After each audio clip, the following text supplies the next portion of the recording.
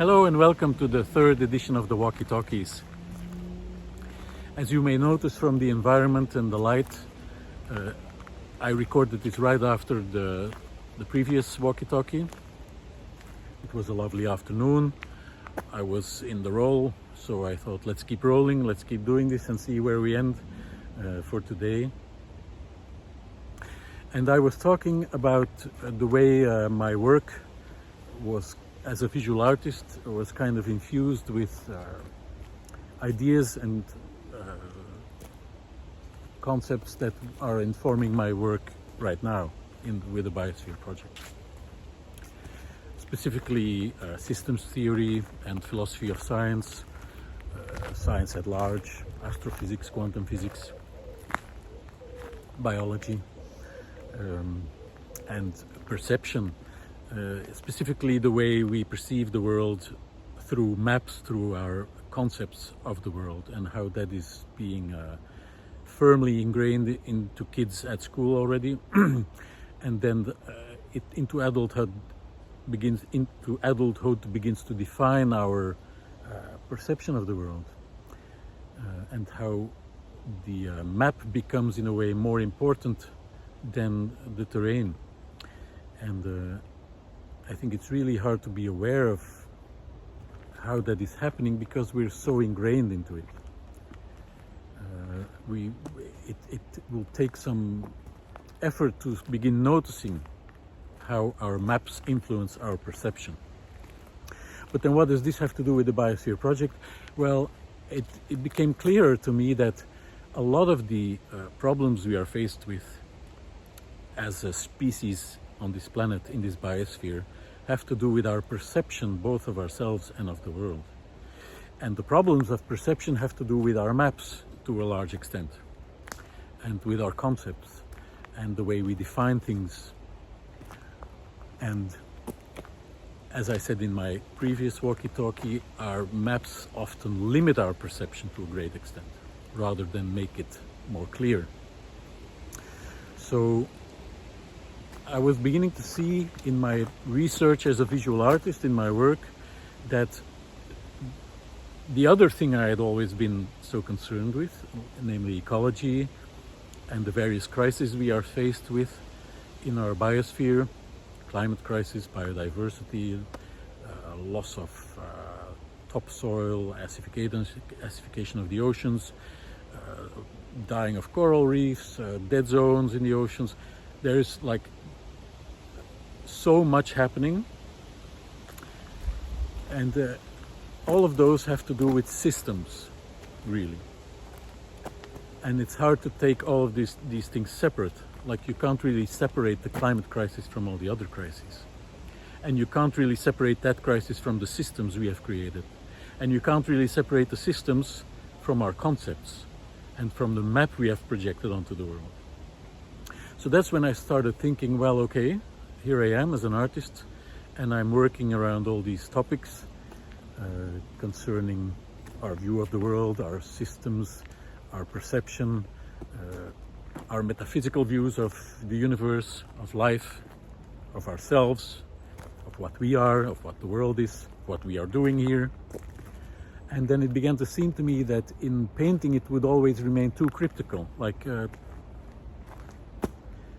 I didn't want to make it more clear or specific in art, because I think when art tries to be too clear, it becomes a pamphlet or a dissertation, and I didn't want that, because I think painting has its own rules and its own logic and internal dynamic, and if I would want to make the meanings too explicit, then it wouldn't be good painting anymore, I felt. So I felt that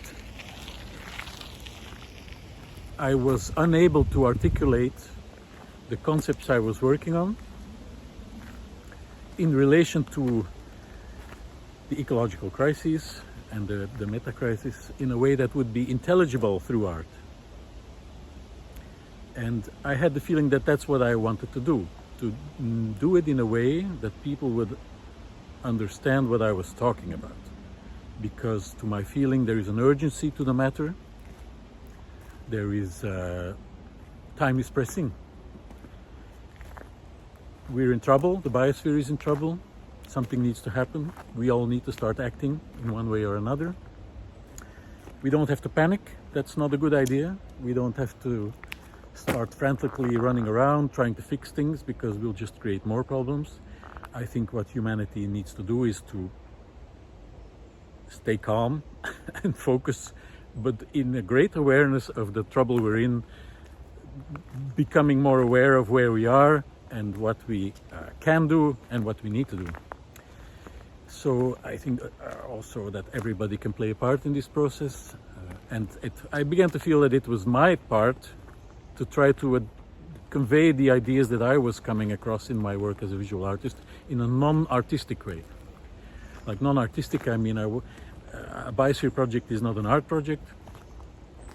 It is a project of spreading information, really. I would like to help spread information regards to the nature of the crisis we are in, the nature of the concepts that, in my view, are influencing this situation, the nature of the concepts that make us make the wrong decisions at this point, concepts and maps that prevent us from seeing things that can help or would help because they don't fit into our concepts at this point.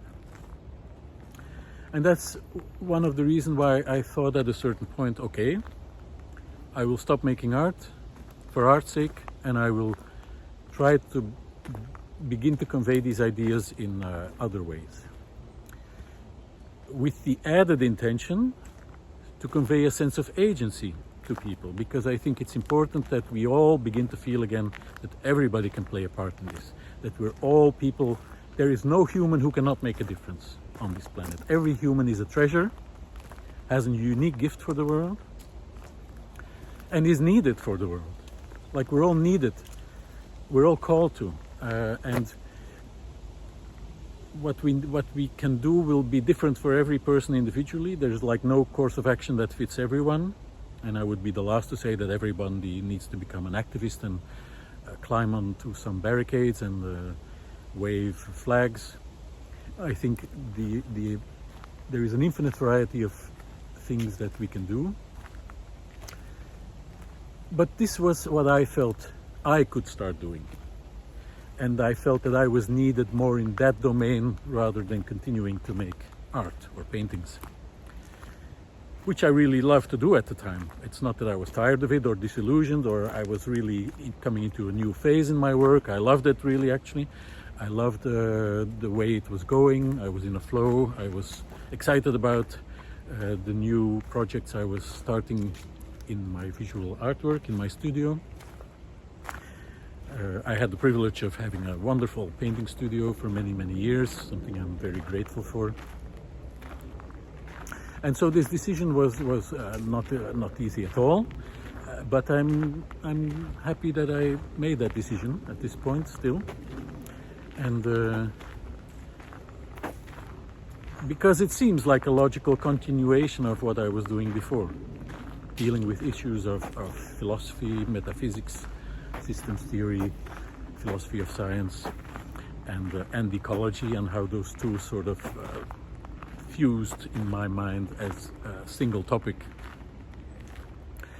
So this is in a nutshell why and how I stopped my practice as a visual artist and began this, A Biosphere Project, blog, the website, and the future book and travel project, and all the other things you can check out on the website. So if you're not familiar with the website of A Biosphere Project, please check it out. I will link to the website in the description below. Of course, also don't forget to hit the like and subscribe buttons below this video. This way you will help me to reach a wider audience. You can also share my videos and the website in your own network. Thanks in advance, and thank you for watching and for your interest. I will see you in the next Walkie-Talkie. Who knows, maybe I will still record one today. It's still such a wonderful afternoon here in this wonderful park. So I'm looking forward to the continuation of this. And I hope to see you again on this journey and on these walkie-talkies. Thank you and goodbye.